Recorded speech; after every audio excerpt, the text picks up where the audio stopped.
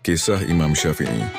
Imam Syafi'i atau lengkapnya Muhammad bin Idris Asy-Syafi'i adalah salah satu dari 4 imam besar dalam mazhab fiqih Islam. Dia lahir di Gaza, Palestina pada tahun 150 Hijriah 797 Masehi, tahun yang sama dengan wafatnya Imam Abu Hanifah. Masa kecil dan kecerdasan. Sejak kecil, Imam Syafi'i sudah menunjukkan kecerdasan luar biasa. Ayahnya wafat saat ia masih kecil, dan ibunya membawanya ke Mekah agar bisa belajar agama. Di usia 7 tahun, Imam Syafi'i sudah menghafal Al-Quran. Tak lama setelah itu, ia juga menghafal kitab Al-Muwatta karya Imam Malik, sebuah kitab penting dalam fiqih dan hadis. Perjalanan menuntut ilmu.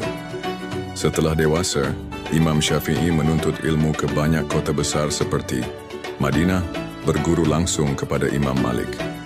Yaman, tempat ia sempat bekerja di pemerintahan. Baghdad, belajar kepada murid-murid Imam Abu Hanifah dan berdebat dengan para ulama besar.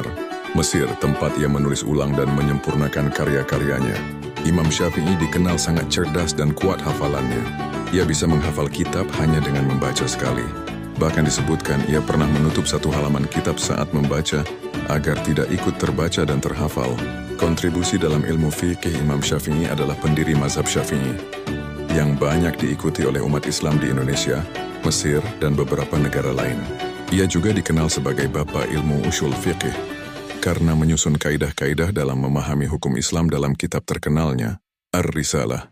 Mazhab Syafi'i dikenal seimbang karena menggabungkan dalil dari Al-Quran, hadis, ijma', kesepakatan ulama, dan qiyas, analogi hukum, akhlak dan keteladanan. Selain ilmu, Imam Syafi'i juga dikenal dengan akhlaknya yang luhur, rendah hati, dan sangat menghormati para guru dan ulama lain, walaupun berbeda pendapat. Ia pernah berkata, "Pendapatku benar tapi mungkin salah.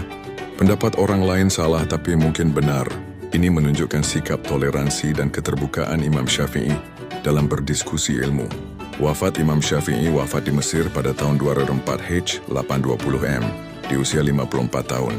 Meski usianya tidak panjang, warisannya dalam ilmu, pemikiran, dan akhlak terus hidup dan diteruskan hingga kini. Pelajaran dari kisah Imam Syafi'i. Ilmu itu harus dicari dengan kesungguhan. Rendah hati dan toleran dalam perbedaan adalah kunci dalam berdiskusi. Ilmu harus diamalkan dan disampaikan dengan hikmah. Jangan lupa follow, like, komen, dan share video ini agar teman-teman kalian bisa mengetahui kisah-kisah para nabi juga para ulama yang jarang kita ketahui. Semoga kita dapat ilmu yang bermanfaat dan hikmahnya.